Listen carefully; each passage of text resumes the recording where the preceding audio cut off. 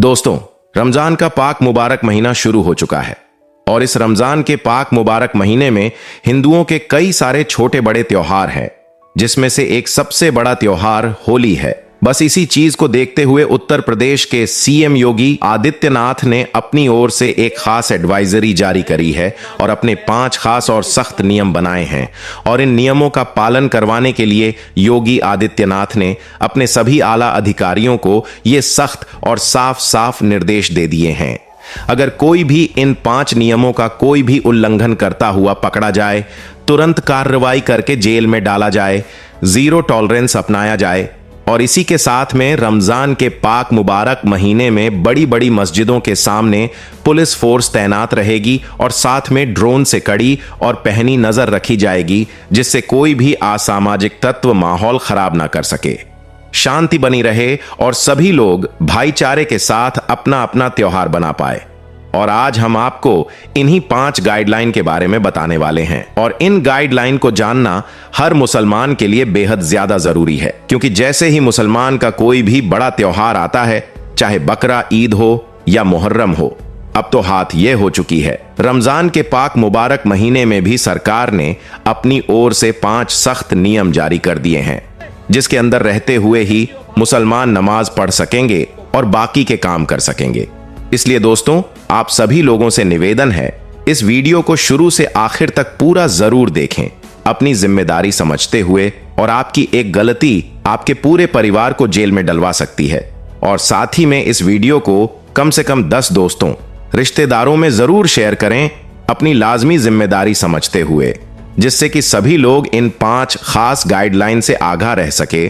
क्योंकि यह डायलॉग तो सुना होगा, हम अभी करते हैं तो हो जाते हैं बदनाम, वह कत्ल भी करते हैं, चर्चा नहीं होती। इसलिए इस वीडियो को पूरा देखने के साथ अपने तमाम दोस्तों, रिश्तेदारों में जरूर शेयर करें।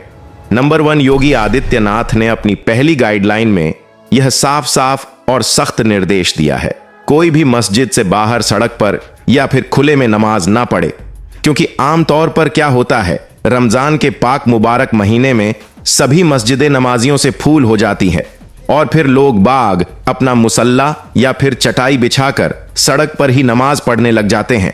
लेकिन इस बार योगी आदित्यनाथ ने अपने सभी आला अधिकारियों को सख्त निर्देश यह दे दिए हैं, कोई भी सड़क पर नमाज ना पढ़ पाए। और इसी के साथ में हर छोटी बड़ी मस्जिद के बाहर पुलिस की बड़ी तैनाती रखी जाए और ऊपर से ड्रोन पहरा दिया जाए, जिससे कोई भी रोड जाम करने की कोशिश ना करें और माहौल खराब ना हो सके।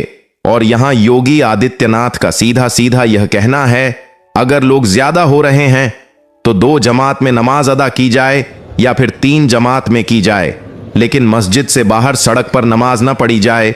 और अगर कुछ लोग नमाज पढ़ने से रह चुके हैं तो वो लोग अगली जमात का इंतजार करें और फिर मस्जिद के अंदर ही नमाज अदा करें, लेकिन मस्जिद से बाहर नहीं। नंबर 2, योगी आदित्यनाथ ने अपनी दूसरी गाइडलाइन में अपने सभी आला अधिकारियों को यह सख्त और साफ साफ निर्देश दिए हैं, मस्जिद के लाउडस्पीकर की आवाज धीमी रखी जाए और केवल उस एरिया तक ही सीमित रहे जहां तक मुस्लिम आबादी फैली है। क्योंकि इस महीने में बार बार मस्जिदों से शहरी के वक्त ऐलान होता है और फिर अजान होती है और फिर नमाज होती है। और इसी तरह से शाम को हर छोटी बड़ी मस्जिद में सायरन बजाया जाता है और फिर रोजा खोलने का ऐलान किया जाता है।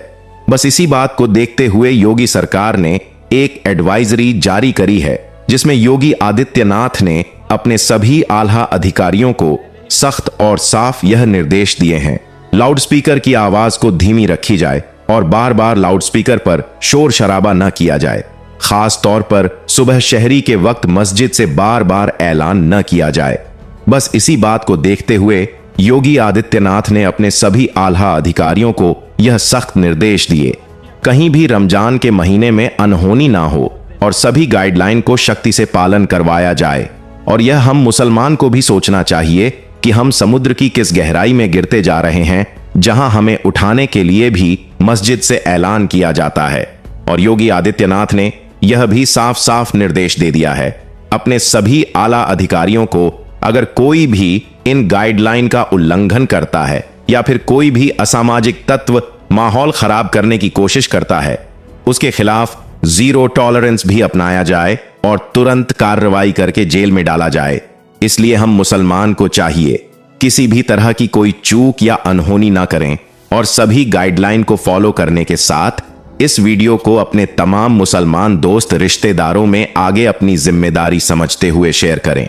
नंबर 3, उत्तर प्रदेश के सीएम योगी आदित्यनाथ ने अपनी तीसरी एडवाइजरी में यह सख्त निर्देश दिए हैं, कहीं भी रमजान के महीने में भीड़ इकट्ठा ना हो। खास तौर पर 4 मार्च को हिंदुओं का बड़ा त्योहार होली है और साथ में अगर कहीं भी भीड़ ज्यादा इकट्ठी होती हुई दिखाई देती है तो वहां तुरंत 144 धारा लगाई जाए। और इसी के साथ में योगी आदित्यनाथ ने यह भी सख्त और साफ निर्देश दिए हैं, जो पार्किंग की जगह है केवल उसी जगह पर अपनी गाड़ी वगैरह खड़ी की जाए, कहीं पर भी अवैध पार्किंग बनाकर गाड़ी पार्क ना की जाए, क्योंकि रमजान के पाक मुबारक महीने में लोग बैग रोजा खोलने के बाद इधर उधर खड़े हो जाते हैं और फिर गप्पे मरते हैं और इधर उधर की बातें की जाती है। साथ ही में आसमान से ड्रोन से भी कड़ी और पहनी नजर रखी जाएगी नीचे जमीन पर, जिससे कोई भी असामाजिक तत्व मुस्लिम इलाकों में घुसकर किसी भी तरह का माहौल खराब ना कर पाए। नंबर 4, योगी आदित्यनाथ ने अपनी चौथी गाइडलाइन में साफ साफ और सख्त निर्देश दिए हैं। अपने सभी आला अधिकारियों को सोशल मीडिया पर कड़ी और पहनी नजर रखी जाए। कोई भी असामाजिक तत्व किसी भी धर्म के खिलाफ कोई भी भड़काऊ पोस्ट या फिर वीडियो ना पोस्ट कर सके। और इस चीज को रोकने के लिए रमजान के पाक मुबारक महीने में साइबर पुलिस पूरी तरह से सोशल मीडिया पर मुस्तैद रहेगी, चाहे ट्विटर हो या फिर व्हाट्सएप हो या फिर यूट्यूब इंस्टाग्राम क्यों ना हो, हर जगह साइबर पुलिस पूरी तरह से निगरानी रखेगी।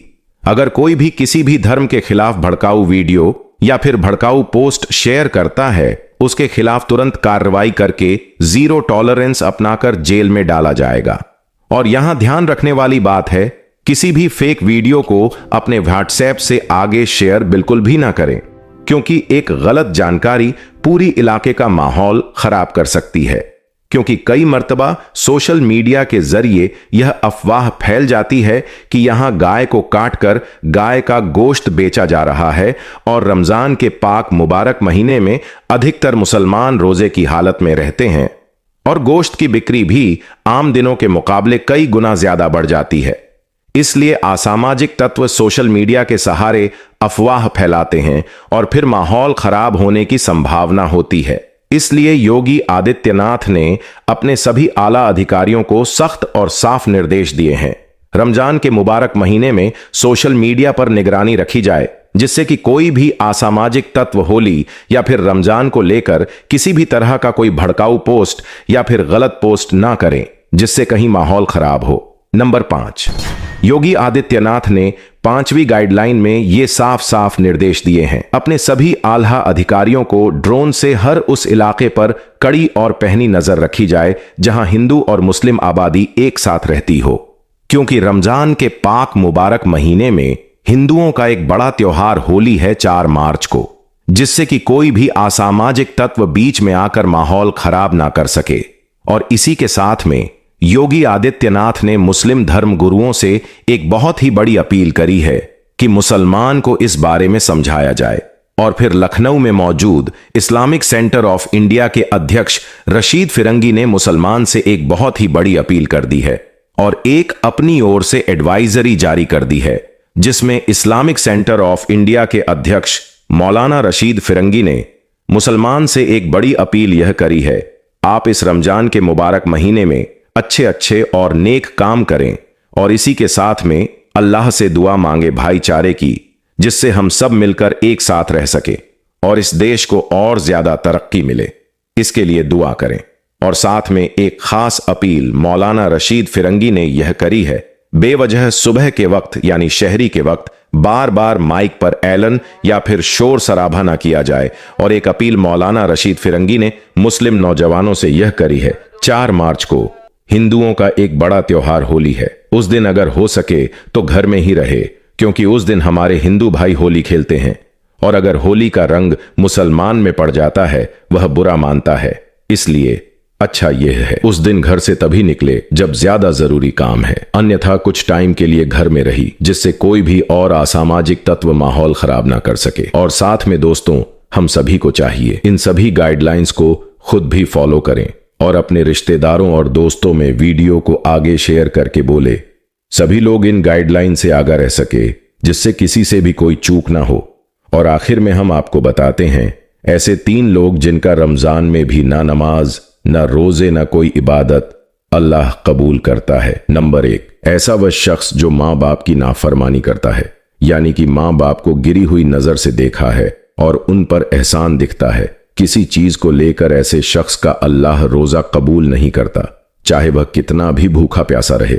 इसलिए अगर कोई ऐसा शख्स है जो माँ बाप की नाफरमानी करता है, आज से भी माँ बाप की फमर बदरी करें और अल्लाह से तौबा करें, आइंदा माँ बाप की नाफरमानी ना हो।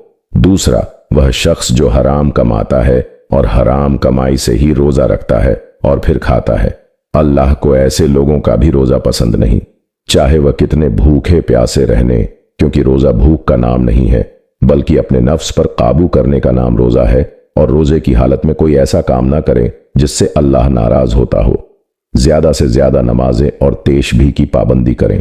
नंबर 3, आखिरी वह शख्स जो रोज तो रखता है लेकिन 5 टाइम की नमाज पाबंदी से नहीं पढ़ता, उसका रोजा भी प्रॉपर नहीं माना जाता। इसलिए जब भी रोजा रखें, 5 वक्त की नमाज बाद जमात मस्जिद में जाकर पाबंदी से पढ़े। और आखिर में आप सभी लोगों से एक बड़ी अपील यह है, अपने आस पड़ोस गरीब फैमिली का जरूर ख्याल रखें। ध्यान रखें, कुछ हमारे मुस्लिम गरीब भाई ऐसे होते हैं जो अपने इज्जत के खातिर है, किसी दूसरे के सामने हाथ नहीं फैलाते। ऐसे लोगों को ढूंढकर चुपचाप बिना किसी को बताएं, अल्लाह की रजा के लिए उन लोगों की मदद करनी है। और इस बात का भी ध्यान रखें, किसी गरीब को दिखाकर इफ्तारी नहीं करनी। अगर आपके दस्तरखान में इफ्तार में तरह तरह के फल हैं तो चुपचाप खाएं, ना कि किसी गरीब को दिखाकर। और रमजान का पाक मुबारक महीना इंसानों को पाक साफ करने के लिए आता है, उनको बदलने के लिए आता है। इसलिए कोशिश करें खुद को इस रमजान के पाक मुबारक महीने में पूरी तरह से बदलने, और साथ में जो योगी सरकार ने गाइडलाइन जारी करी है उनका भी पालन करें और ध्यान में रखें। और अगर आपका दिल चाहे तो आप हमें भी रमजान और एडवांस में मीठी ईद की मुबारकबाद दे सकते हो। और आप सभी लोगों को भी मेरी तरफ से बहुत बहुत रमजान और ईद की मुबारकबाद एडवांस में। धन्यवाद।